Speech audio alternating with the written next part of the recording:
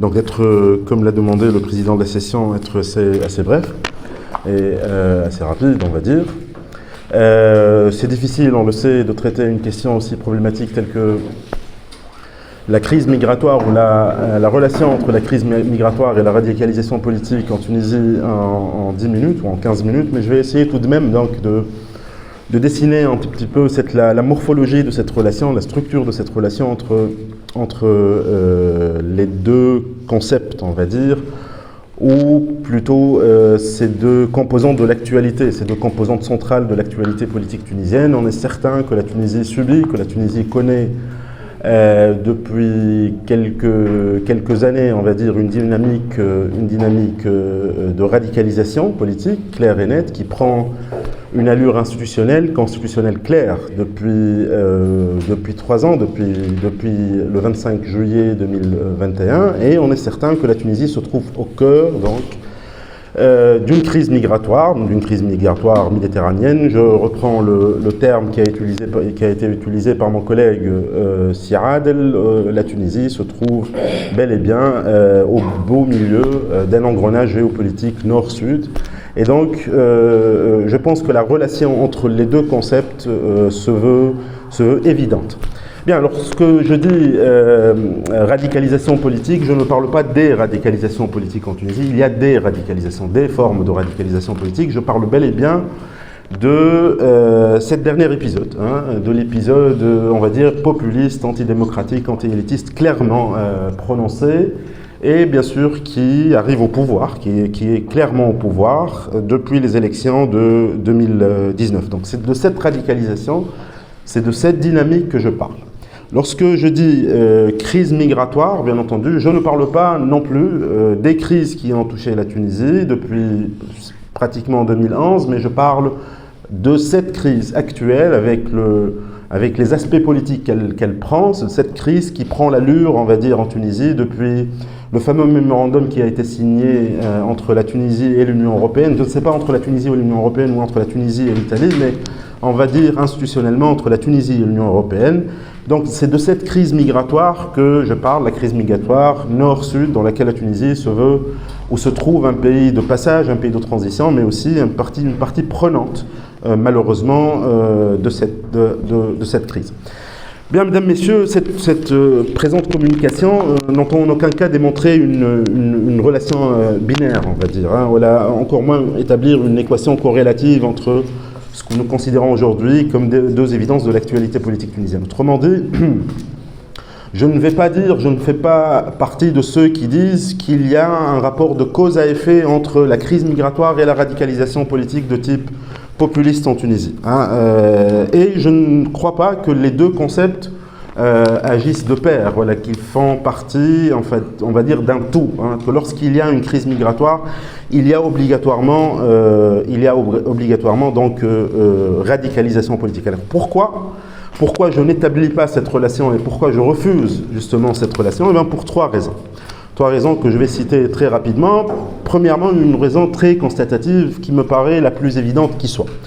Le processus de radicalisation en Tunisie, avec les expressions et les manifestations qu'on va lui connaître bien sûr plus tard, précède chronologiquement et dépasse de loin matériellement la question migratoire. Les premières manifestations, les premières poussées, les prémices de la radicalisation en Tunisie, je parle depuis la Constituante. Je parle de l'Arira, je parle de l'Karam, je parle du discours antidémocratique des partis soi-disant de la tendance destourienne, je parle du salafisme social, sans allure véritablement politique, du radicalisme islamiste, je parle de la fameuse campagne, je ne sais pas ce que les collègues se rappellent, contre les médias menée par le parti au pouvoir, le parti islamiste au pouvoir. Et donc, si on parle donc, de populisme de type, on va dire, nationaliste, un populisme de droite, je le dis comme ça, mais de type nationaliste, souverainiste, antidémocratique, eh bien, les choses ont précédé chronologiquement et dépassent matériellement la question migratoire. Donc, de par ce constat déjà, il est très difficile d'établir cette corrélation entre on va dire, crise migratoire et radicalisation politique en Tunisie. Donc, déjà, une première raison très constatative. Une deuxième raison de type méthodologique. Alors établir ou chercher à établir une relation de cause à effet entre crise migratoire et radicalisme politique, c'est tout simplement adopter, importer des paradigmes, des théories explicatives très occidentales, très européennes, à une réalité tunisienne. Ce n'est pas très évident. Il s'agit de projeter une relation, une évidence qui a été établie par nos amis européens. Dès qu'il y a crise migratoire, il y a radicalisme politique, ou il y a poussée à droite. Puisqu'il y a crise migratoire, ou il y a migration, donc on pousse, on chavire à droite, et qu'on importe finalement ce paradigme explicatif et on essaie de le projeter sur la relation tunisienne. D'autant plus, sur la situation tunisienne, d'autant plus, je pense, qu'en essayant d'établir justement cette relation, ou en essayant de chercher cette relation, on adopte une position, on n'est plus neutre. Dire, sous le gide, on va dire, ou sous le couvercle d'une neutralité scientifique, on est finalement en train d'adopter une position très politique.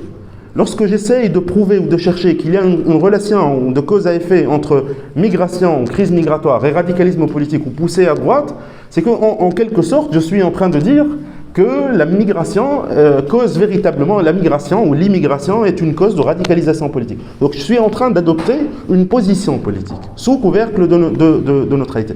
Donc je pense que méthodologiquement, pour nous Tunisiens au moins, et pour l'ensemble de cette rive sud, finalement, il s'agit de relativiser à l'extrême cette relation de cause à effet entre la crise migratoire, bien entendu, et la question du radicalisme politique. Je l'admettrai pour l'Europe, je l'admettrai pour nos amis français qui ont appris finalement, ou qui sont tombés dans ce simplisme d'établir, entre migration et radicalisme à droite.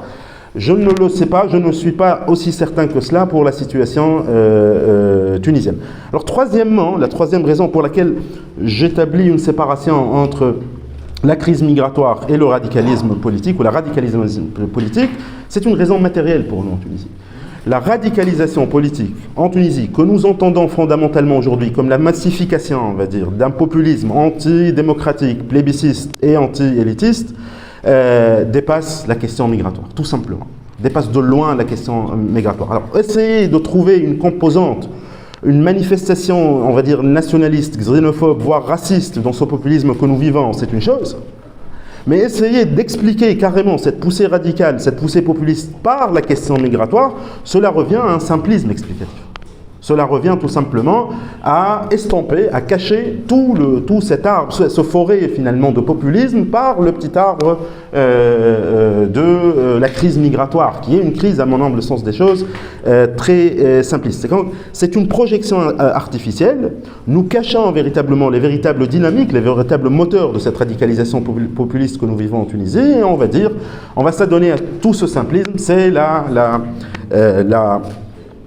la crise migratoire. Je pense donc justement qu'il ne faut pas tomber dans cette relation de cause à effet, il ne faut pas chercher cette relation de cause à effet pour les raisons méthodologiques, constatatives et matérielles que nous venons bien sûr justement de présenter. Cela revient-il à dire, et je vais être rapide, que nous établissons une séparation, que nous séparons entre crise migratoire et poussée radicale en Tunisie? Non. Ce que nous venons de dire, et pour les arguments bien sûr que nous venons d'avancer justement, c'est qu'il n'y a pas de relation de cause à effet. Mais on ne peut isoler, bien entendu, on ne peut soustraire l'une à l'autre. C'est-à-dire, on ne peut pas dire qu'il n'y a pas véritablement de place de la crise migratoire actuelle dans la poussée radicale tunisienne, dans la radicalisation, dans le populisme tunisien actuel, loin de là. La question étant une question centrale, un dossier central de la politique tunisienne, du discours public, du discours politique tunisien depuis bien sûr le 25 juillet 2021. Alors cette centralité, je vais justement la chercher dans deux postures. Je pense que la question de la crise migratoire n'est pas une cause, mais elle vient dans une première posture révéler un moteur, révéler une cause, on va dire, centrale du radicalisme, de la radicalisation, et dans une deuxième posture, elle vient outiller un autre moteur. Donc elle révèle et elle outille, elle n'est pas la cause. Alors, j'ai appelé ça, pour un tout petit peu synthétiser, l'anti-occidentalisme et la productivité politique, la productivité populiste. Une première approche, une première posture, je pense que la crise migratoire aujourd'hui vient manifester un moteur essentiel de la radicalisation politique en Tunisie, c'est l'animosité montante à l'Occident. C'est l'anti-occidentalisme pour dire les choses ainsi. Dans la conception générale de la crise migratoire, on ne refuse pas, je choque peut-être, on ne refuse pas les immigrés. Mais c'est un sujet, c'est un problème européen de plus qu'on ne refuserait pas, tout simplement. Voilà, qu'on ne protégerait pas l'Europe qui nous refuse, l'Europe qui bien sûr, avec laquelle, bien sûr, les relations ne vont pas véritablement dans les meilleures postures possibles. Cet Occident qui a causé cette crise migratoire, c'est un peu le discours populiste, cet Occident qui a causé, pas très populiste non plus, hein, cet Occident qui ne veut plus de nous, cet Occident qui chavire, voilà, cette Europe qui chavire vers la droite, eh bien, qu'ils prennent un tout petit peu à leur face et on ne va pas véritablement les protéger contre cette poussée migratoire ou cette crise migratoire. Donc la question, elle est plutôt conçue non pas comme un refus de l'immigration clandestine africaine ou subsaharienne, mais plutôt comme un refus de protéger un tout petit peu une Europe qui ne veut plus de nous, une Europe qui est de plus en plus dans une posture d'animosité face à nous. Et bien, 3 événements viendront en fait alimenter cette posture très géopolitique, pas très humaine, pas très humaniste, on va dire, mais très géopolitique, de conflit entre nous et l'Europe.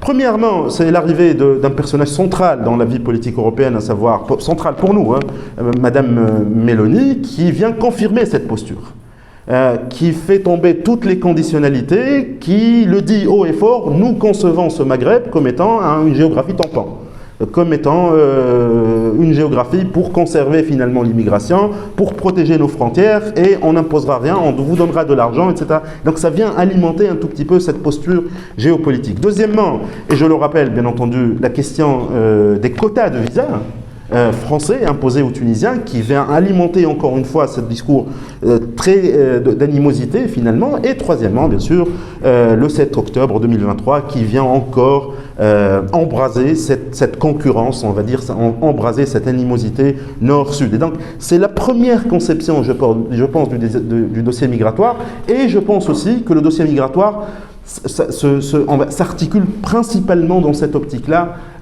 qui est finalement du blocage, de l'engrenage entre nous et l'Occident. Donc ça vient un tout petit peu manifester quelque chose, beaucoup plus profonde que la crise migratoire.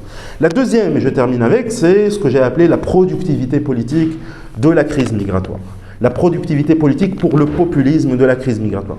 La crise migratoire permet au populisme d'écourter les distances, en fait, de condenser le phénomène populiste.